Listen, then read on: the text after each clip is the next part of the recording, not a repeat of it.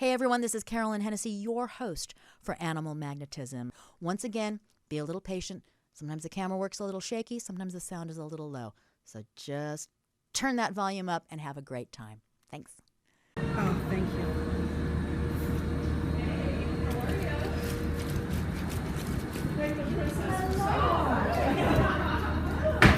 Obviously, you're catching me on a good day when I happen to be eating food and water. You know what? That sounds like a good day. It was, I said this to one of my colleagues down in Florida. We were joking around, and I was holding a phone I got Heath on, and he goes to me, oh, yeah, you got a little something over there. I was like, you know what? Food was our business, and business is good. That's my comment, okay? This is Denise, everybody. Hi, Denise. It's nice to meet you. This is Andrea, and I'm Carolyn. Oh, And this is Alex. hello, Alex. And that's Dave. Oh, Dave. Do I know you? You won't admit it, right? Of course I know. Well, you ladies wanted me to pedal it. Absolutely. All right. Fact, you guys Let me get my jacket on. push Okay. your- I'm 26. Okay.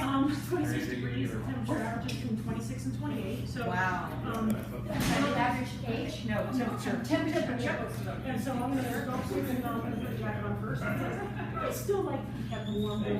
Yeah. So I'll go ahead and do that, and then I'll be right back down. A few ladies like, let me get you some hand sanitizer. Okay. And what we do. This is only because we don't know what germs you might have on your hands. So this way it keeps their feathers nice and. What, you want to touch birds? Maybe. Touch the bird? Is this, Rush bunny? is this upstairs? Is this a direct feed? And that's just something so you guys can actually see where we go. That's actually where I'm going to go upstairs, and you ladies will be on the other side of that barricade when I bring you upstairs, and you'll see all our guys down. Fantastic. So, can we get that? Can we get the painting down for you? I'm sorry, that's brilliant. You guys saw, Stud puffin. you guys saw school. Your Yeah. eyes pat down. You get that. One thing you'll find out about Denise, she's not very passionate. No. Well, It's something else. here's what I've noticed. Here's what I've noticed about everybody here. Nobody seems to be terribly passionate. No. Nobody seems to love the animals. Nobody seems to be enjoying themselves. No, not at all. Or care. These folks Not. come to work every day. They love their work. They look forward to the work. Everybody needs to have this experience. Oh, what do we got? Some babies. That's the nursery. That was a molten baby. Let's see. Hi. There's gonna be like 3 more. No, you're going out. Yeah. So they're getting their feathers. They're getting their feathers. Oh, gentoos. Some gentoos. Just learning to swim here. Oh. So they're just getting their new feathers. Losing their fluff. Good for you. Good. Are they in the water? Hey. Huh? Are they in the water running on the side? They're just on the side. Like water. What is that? Gorgeous. Have to learn how to swim now. Oh, here we go. He's making us get in the water. Oh boy. You can do it. You can do it. Excuse me. I don't know. That's exactly how I was about a half an hour ago. I don't want to do this. So that's the swim lesson. Okay, I think you're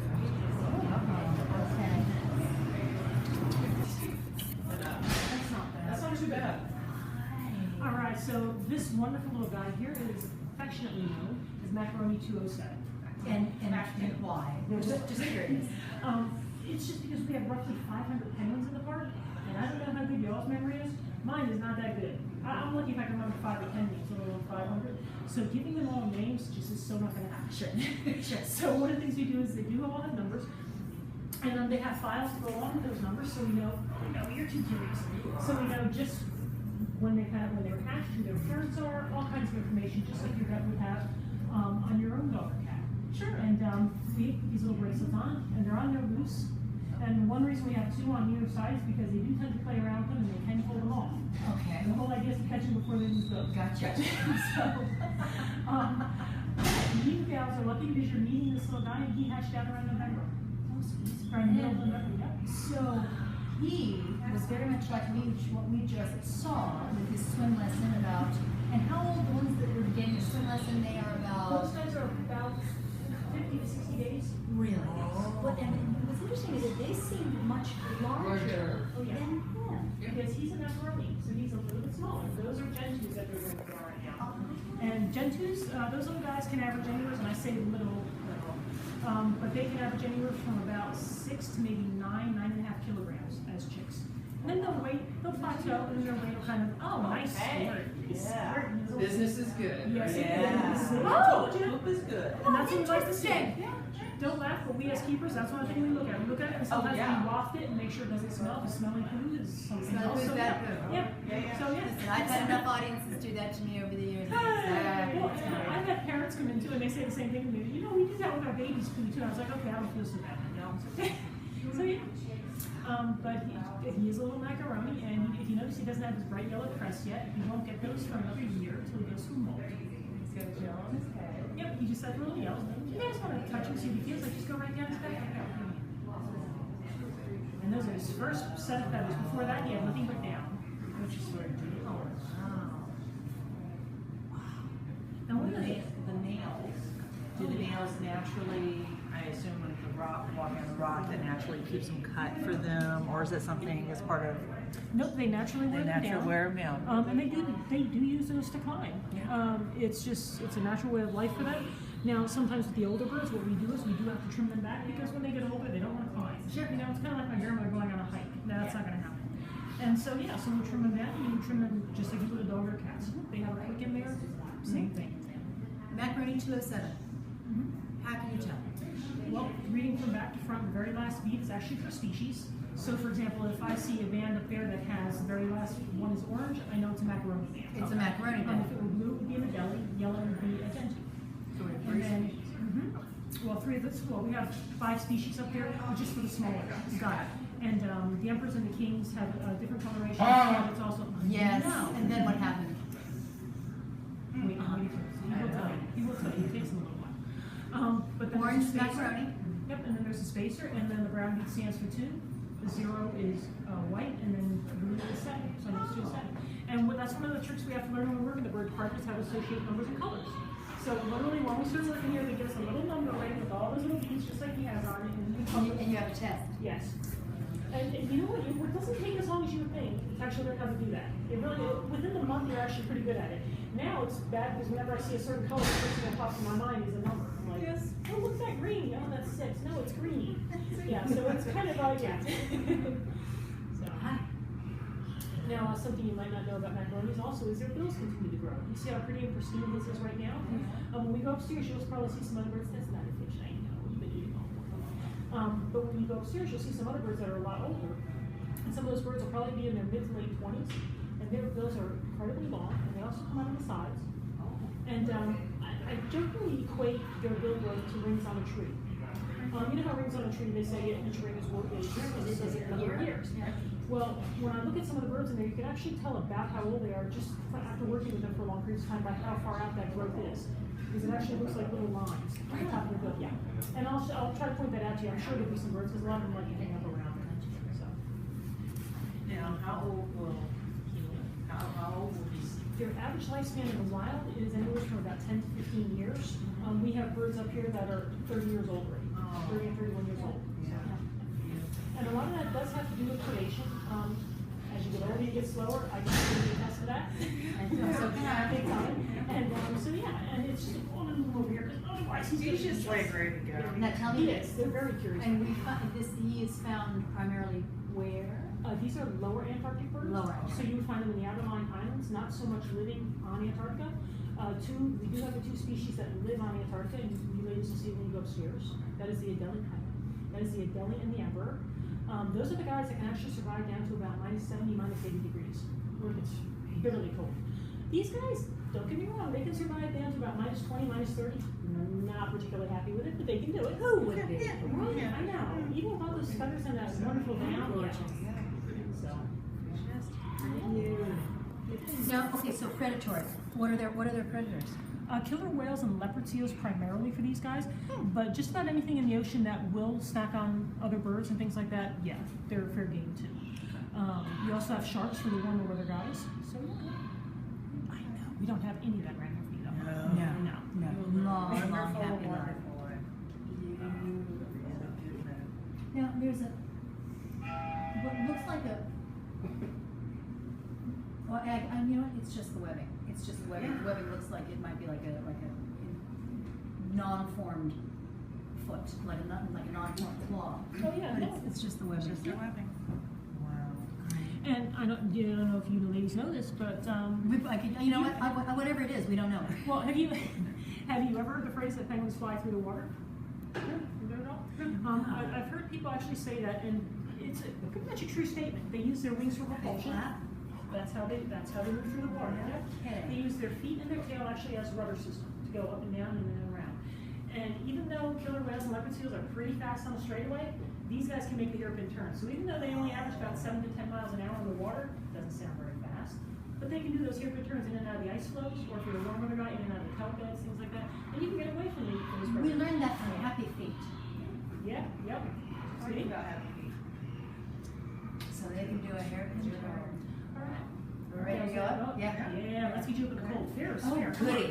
Because my hair's still a little wet from the dolphin. Oh, you're in good shape. We have people coming in here after the water rides, and that's a lot of fun because their pants freeze. Yeah. So, come on up, gals. And then we come down if you want. Just briefly tell you something about what's in here, but I think you already saw some of these guys. Well, we did. Now, but I noticed they're all huddled away from the corner. Oh, yeah. And they do not want to do They Well, see it's, us. it's so funny because they don't like the water right now, but in probably about another 2 to 3 weeks, we won't be able to get them out. Really? Yes. It's kind of like they realize, hey, I am supposed to be, this is cool, look at me. And then it's, it's game on, they've got to do the head count. Now, they asked y'all to do that first and just step in here and come down. That has been here, I've been here 13 years, and that has been here since I've been here. I don't know who got it first, or where it came from, but it's been here for 10 years. You're right, I love it too. I have sandals on. Yeah, this would be good for you. Fantastic.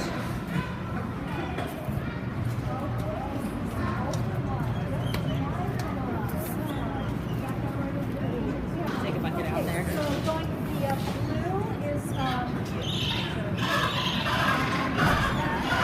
so that's a macaroni. I'm sorry, but you're gonna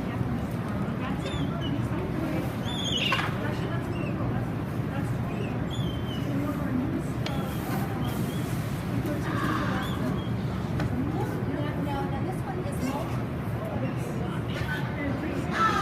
Cal. Sorry. I had to say hi to Pete.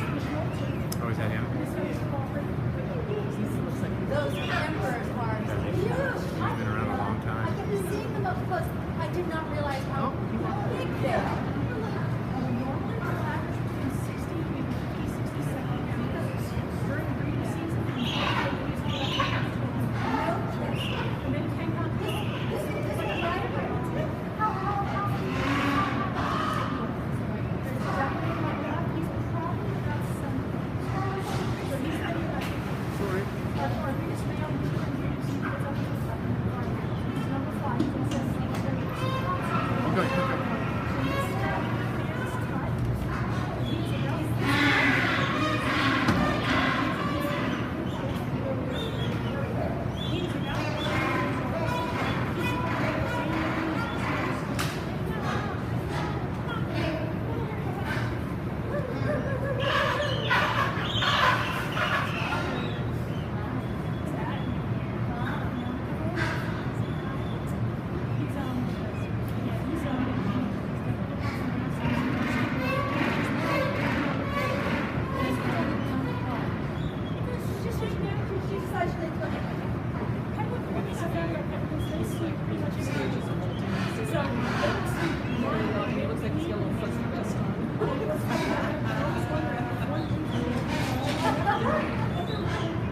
also in sharp position. He's actually going to very stable.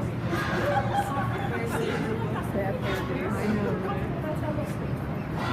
He's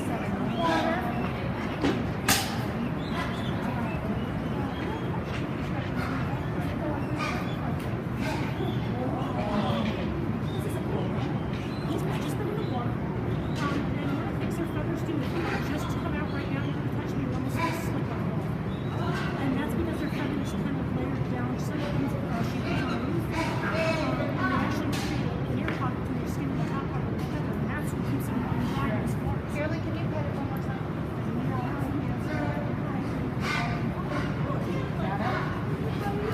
That's one of our killer birds. He's curious about everything else.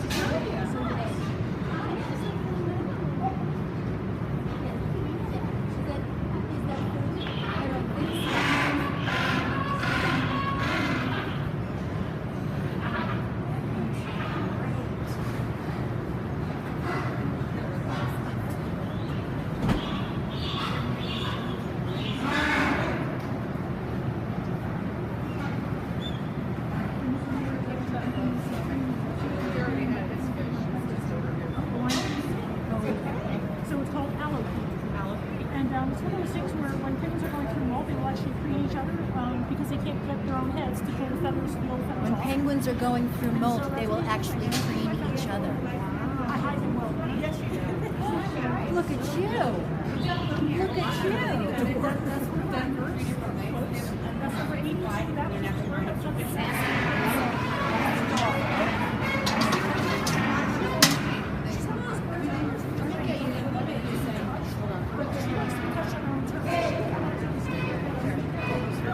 How old is Keith? He's about 31. He's as old as our building here. Wow.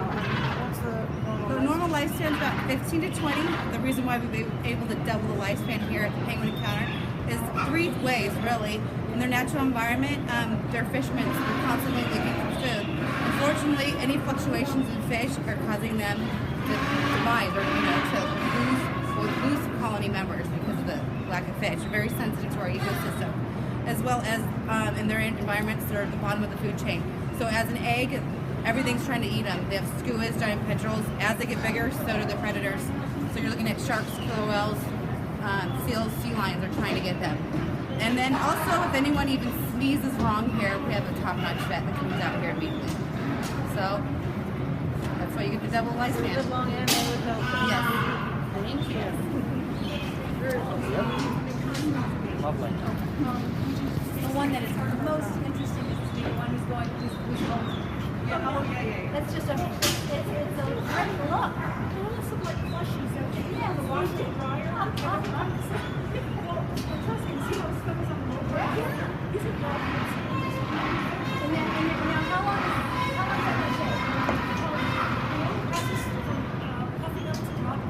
does that take?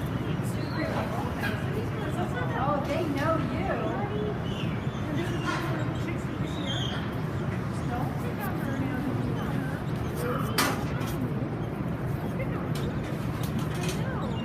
That is a massive penguin. I mean, that's just massive. This is another one of the shittiest chicks. She's Zoe. She is in her first set of feathers as well. She's on the Antarctic now. She's the one that will travel to the world's Now, you are mimicking southern hemisphere daylight conditions, right? Yes. That's what we do with our light. Probably around the middle of March, our lights are going to start to slowly go down. Right. Because the Antarctic winter Sure. Of course, it's during our summer. So, yeah. But right now, it's really nice because you can see everything really well. Yeah, Now, exactly. One of the advantage we have is that penguins don't generally see the orange and the red spectrum. So what makes it advantageous to us is when the lights are really low, we put little red gel cells in our flashlights, and we can look around and see where we're going and not kill ourselves. But it doesn't freak them out either because they see bright light, blues and greens, and the blue and green spectrum very well. And how is that determined? It's just over years of experience. Years of experience. Now, and seeing what okay, works and what by the way, I love these two that are just staring at the rock. Oh, yeah. I don't know what the rock's going to do, but it's there. It's mainly because they can't go to the pool right now, so it's kind of like okay on board. Why can't they go in the pool right now? Because they have too much skin exposed. See the one on the left? Yeah. Yes? their skin is just as sensitive as yours or mine. And when they're going through molt, if they have too much skin exposed, they can get hypothermic event, just like you were. And that's very instinctual. So this one right here, who's going through molt, cannot go in the water. This one probably not. This one, if he does, he might go on the edge and just get his feet wet, where we have our ramps. But again, it's all instinctual with them. They know, hey, you know what, my skin, I'm feeling too cold, I can't go there. They don't look like are they about to molt?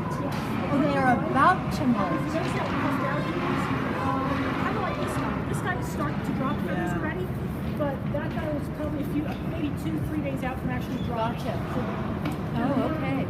So once to the left, he has already started dropping, but he's got skin exposed. And you can tell because it's only that downy layer from the new feathers coming in. So he's dropping in the easy, like molt about it. It's like my Scandinavian relatives. Oh look, it's 5 below in Wisconsin. Let's stop here. It's actually balmy here when it's 5 below there. Yeah, it's Balmy.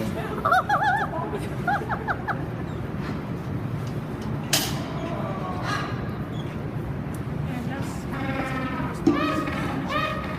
When you go like this, the parents will regurgitate to their chicks. Sure. So when we're feeding them, we do that. They're like this, and they'll stick their bill up and we'll try and take the fish.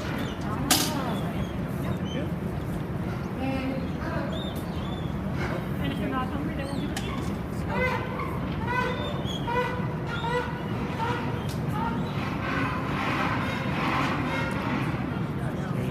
I think we're ready.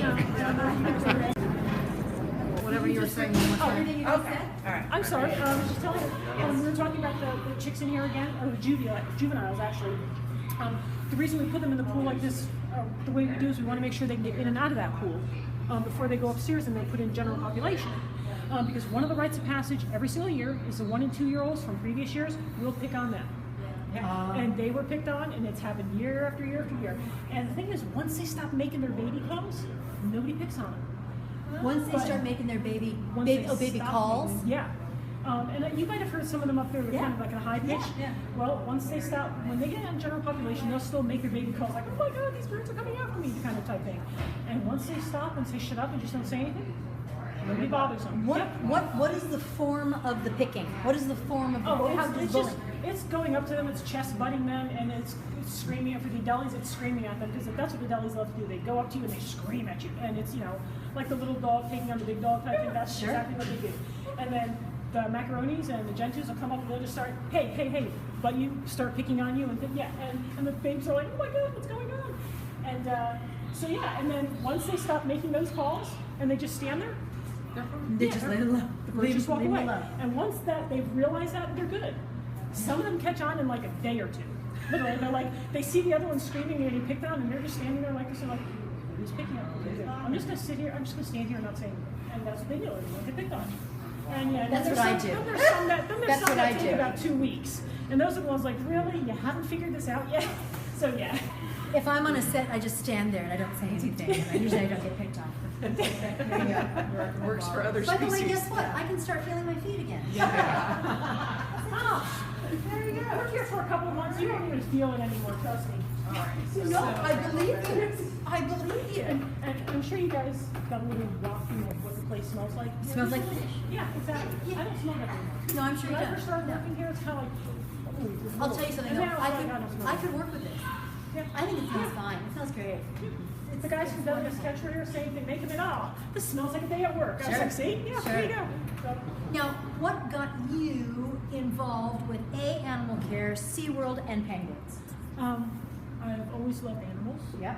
Which I don't want to say it's a prerequisite, but it's just something that, if you like animals, you want to do something. Normally from the West Coast or East Coast rather, in Philadelphia area. Uh-huh. That's where I live. Okay. Grew up. I came out here with the old company I was working with while I was going to school. Right. And a position came open over here, and I was like, well, you know what? Maybe this is my aim for working with animals. I went to school for engineering. Go figure. I'm working here instead. But I don't want to leave. I enjoy it don't, too much. nor So, should you. yeah. But you got the cold, dude. You're Oh, yeah. in the cold. Oh, yeah. You're not necessarily with the birds or the porpoises or none of that. You're with the penguins, and you chose that. Yes. Yeah. Yeah. The position came open, and I was one of 3 people that got. Well, there were 9 of us. I was one of 3 that got hired for 3 positions, and I started out slinging fish because that's how you start out. Sure. You don't get to go up and right away touch a bird or anything like. Nope. You go right on the fish duty, and once you realize how important the fish is, the temperature it has to be kept at, and all that stuff. When you have to learn that first, the basics. And then they start taking you up, and then they teach you the other stuff. Then they give you a jacket. Yeah. Then I get the jacket, and I was like, I get to go in the cold Exactly. Thank you so much. Oh, it's my pleasure. This is the fun part of our day, talking about what we do. Well, yeah, educating people and doing what you do. Yeah. Because Oh, yeah. them up there, Oh, yeah. them were what need you. Yeah. They're wonderful. And, They're so beautiful. 90% of our job is cleaning, disinfecting, feeding, making observations, things like that. So yeah, that's 90% of our job. The 10% is coming down and actually interacting with the bird on just a more fun level. But you When wouldn't do we're up anything there, else. nope. That's fantastic. Passionate people, please, more of them. More of them. Oh, yeah. Thank you so You're very welcome. It was very such a much. pleasure Lovely, meeting you. It lovely, really was. lovely. All right, guys. Okay. All right. Lunch. Thank you, Yeah. Denise. So he It's like Disney and squirrels. Doctor's been back there for years. He only has 1 foot. A seagull back there that got its probably caught in fishing Caught in line, something, yeah. and you guys are taking care of him. Oh no, he's just He's a visitor. He's a visitor. Yeah. Oh, interesting. He knows where to find some really good quality fish. So he likes to hang out in the back area where we started today.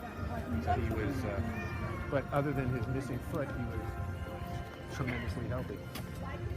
It's amazing how species adapt. Even in the slow-moving evolutionary process, but just three-legged dogs, three-legged cats, how they don't necessarily know any better. Well, for an animal in the wild that has some sort of an injury, to show that injury is basically something that then could cause your Just demise. showing weakness can cause a predatory situation. Absolutely. So they need to continue to operate as much as they would.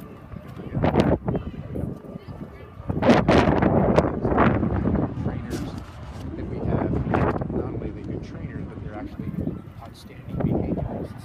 So they learn to understand the personalities of the animals, because an animal's not going to tell you this. You know what? Can we talk about the difference between a trainer and a behaviorist?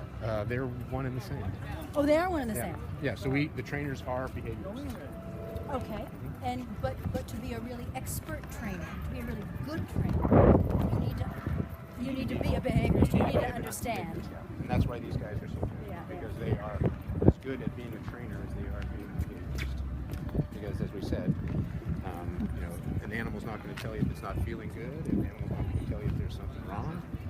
So they have to be able to understand and read that animal, and the best way and the easiest way for them to do that is to have that really strong bond, that Sure, really strong of course, relationship. of course.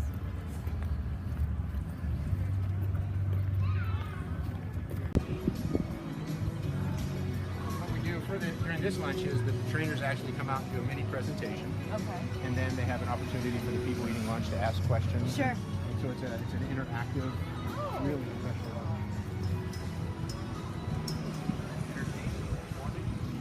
Now, all these pools are interconnected.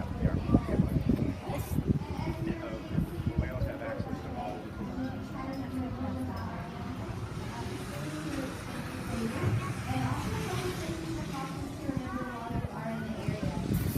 Hey, John.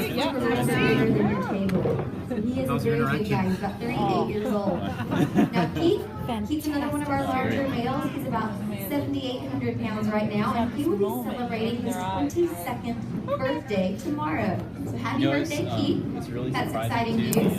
the And then beluga Orca interaction. was our very first did a survey of all our baby interactions. Shamu that was Beluga born one right actually here at really- Shamu Stadium I mean, they're both back in really high, but 1988. the beluga's pretty amazing. Now, she is an extremely Have smart time to come back animal, and so do it. Yeah. one of the things that we learned as a trainer working with Because she these likes whales. cold. From Saskatchewan, Blame Canada. Okay. So what I'm noticing is that one of these whales has a dorsal fin that curves over. Actually, 2 of them. Keat and Ulysses are back here. So we've got Keat, Ulysses, Orchid and Nakai. So 3 boys and a girl. And 2 of the whales that you're seeing that have curved dorsal fins are adult males or are bulls. And as you can see, Nakai, way over there, he is a sub-adult male.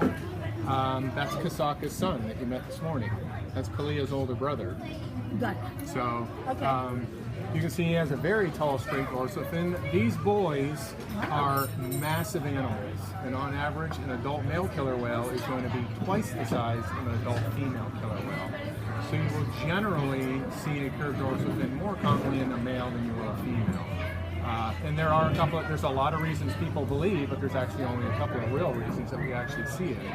One of them is just the sheer size of that animal. Ulysses is almost 10,000 pounds. Keat is almost 8,000 pounds, and their dorsal fins are 5 to 6 feet tall. In this environment, as we talked about this morning, they're not searching all day long for food. They're not swimming 100 miles a day looking for food. You see they're interacting with us throughout the day. They're dependent on us for their care, but they're dependent on us for their food. And we make that as variable as possible throughout their day, but generally they are spending more time at the surface than they would in the wild.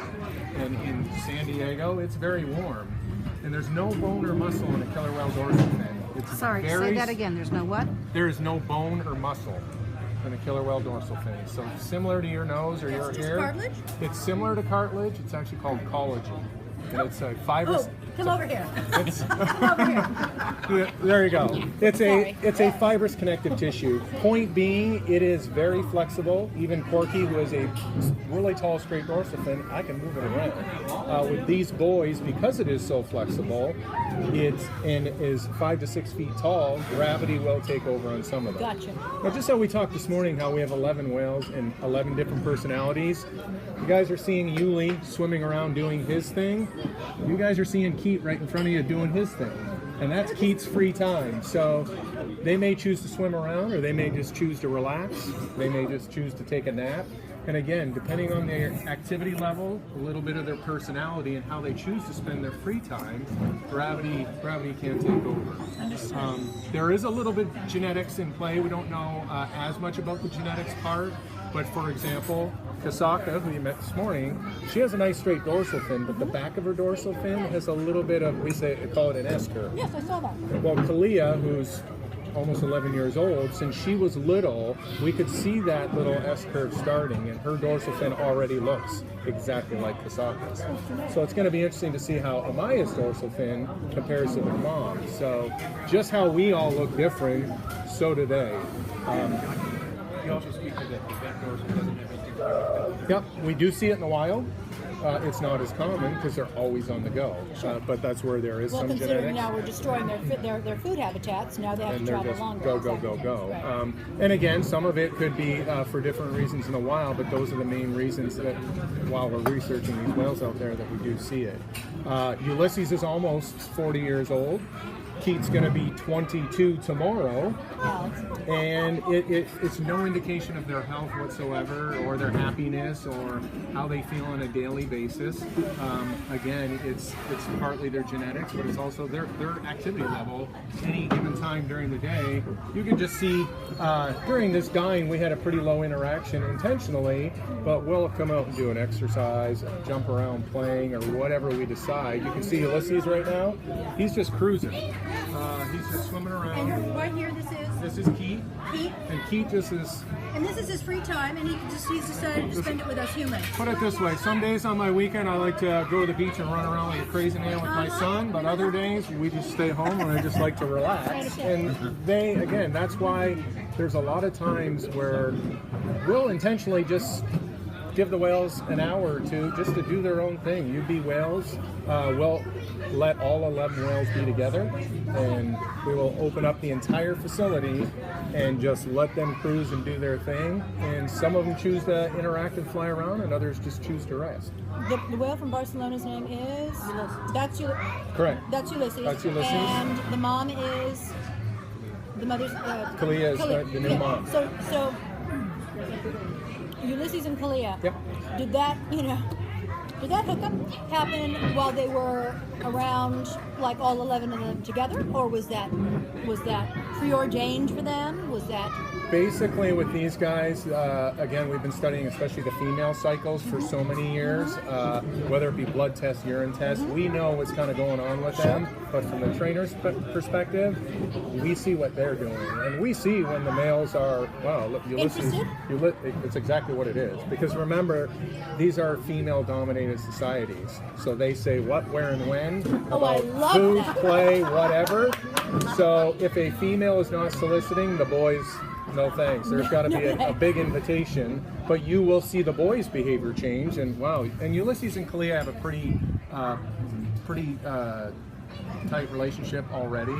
one would hope. But again, it's one of those things where sometimes it's on their terms, but it's got to be on the female terms. Or like Nakai, we're able to do artificial insemination now, and that opens up a whole door genetic diversity-wise for us. Sure. The big goal is to increase our genetic diversity, and there's not a lot of killer whales, as you know, in the oceanariums like we talked about this morning. So it does help us with that bigger genetic diversity picture with Canada, Japan, or Argentina, to again not only share DNA from their end to us, but also the other way. Big picture, you know, all facilities want to increase their genetic diversity, and our breeding program is so important based on that.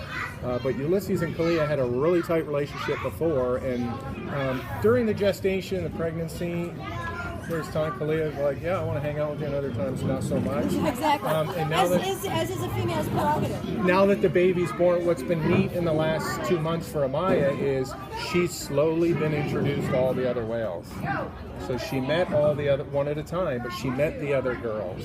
Then she met Ulysses, and then she met Keith. So she's meeting not only getting familiar with mom and grandma and brother and everything else, she's getting familiar with the environment, and now she's familiar with the pod. The extended family.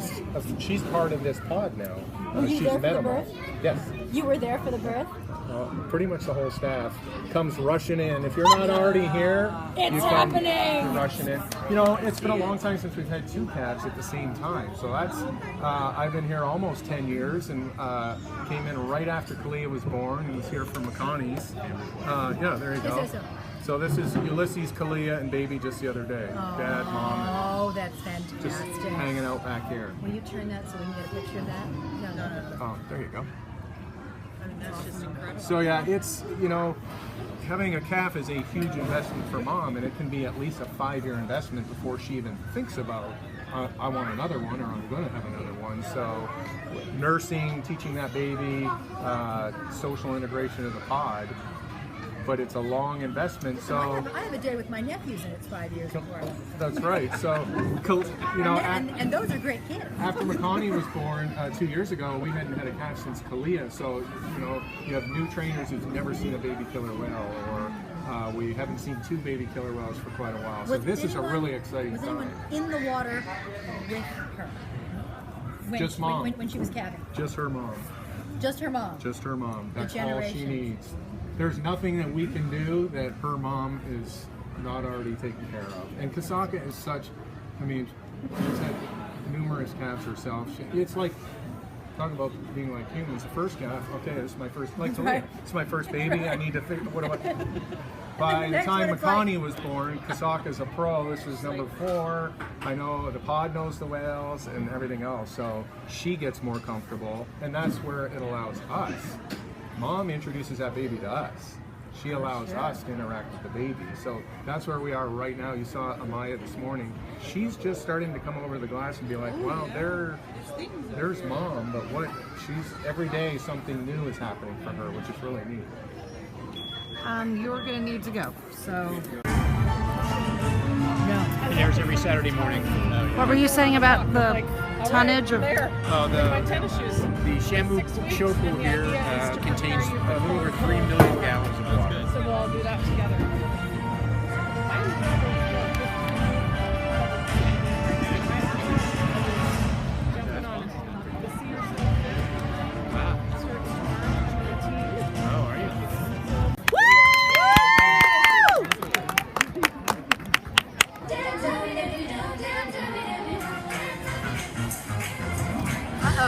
getting jazzy. We're getting jazzy now.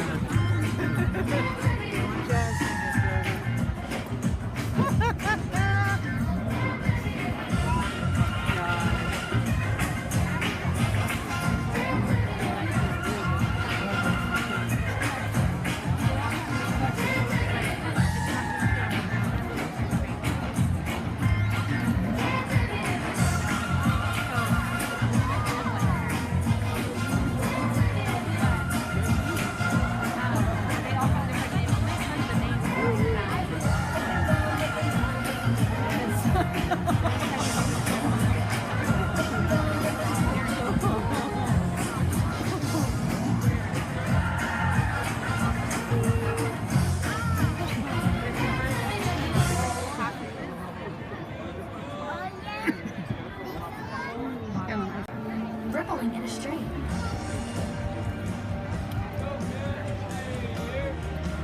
Comes one of billions racing to the sea.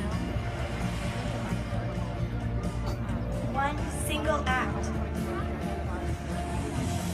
joined with others, can change the course of the future. Choosing to make a positive change, we build a path for generations to come. Families pass down the knowledge of all they hold dear. In every generation, children discover something new to preserve and to cherish. If you care for it with all your heart, you'll cherish it.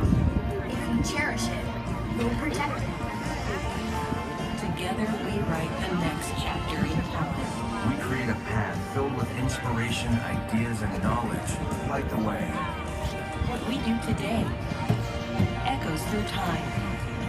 A course of hope, singing with one voice, like drops of water uniting with one ocean.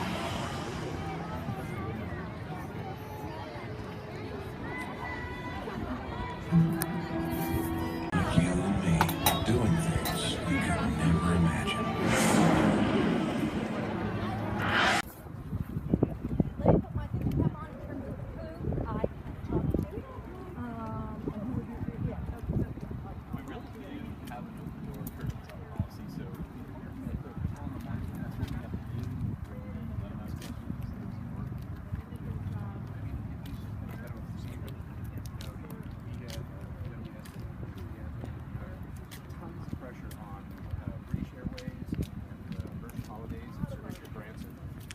Their partnership or their relationship with us. They went and came and saw what we were all doing. Richard did? Richard, sure. Or his emissary? I tell you what, Alex can lead. Okay. When I first got here, it's been the facility Hubs has been using. John, when did Hubs move into that building? In the 90s. 90s? Yeah. So it's and not only is it, we talked about earlier, the research that they're doing with animals in our park, animals in the wild, but they also have, they're really on the cutting edge of aquaculture programs, and so, trying, because fish stocks have been so stripped, their resources are just taken down. That's a great word. So they're depleted doesn't even cover it. So, but that's another thing on my list is to go over and do some stuff with them as well. So, Fine. I'm gonna. I can fill you I'll see. I'll see if the general hospital people are interested. So imagine just today. What would be really great is to get some of the young Disney stars that I am lucky enough to be associated with to come here. I'd love to do that. Love to do that. Yeah. All right. All right. We're a family now. Thank you so much. That was great. Really great meeting you. Mwah. You too. Where's my girl? Thank you so much. Thank you for your support. I can't tell you how much we need it. I want to hear it. I appreciate it. You know what? I'm going to see to it that I'm going to take that need. I'm going to shrink. Yep. I'm going to shrink it and have everybody support you. This was amazing. Thank you. Okay. Hugs to you. We'll let you know. Too. Oh, thank you. We will let you know when the first. Thank you very much for today. It was awesome. Okay. All right, guys. You guys probably won't have any traffic because no one's on the road. Everybody's watching TV. I know. Everybody's watching I know. I know. Is there anything else going on today? I don't know. I don't know. Something like deflated balls. Oh, yes.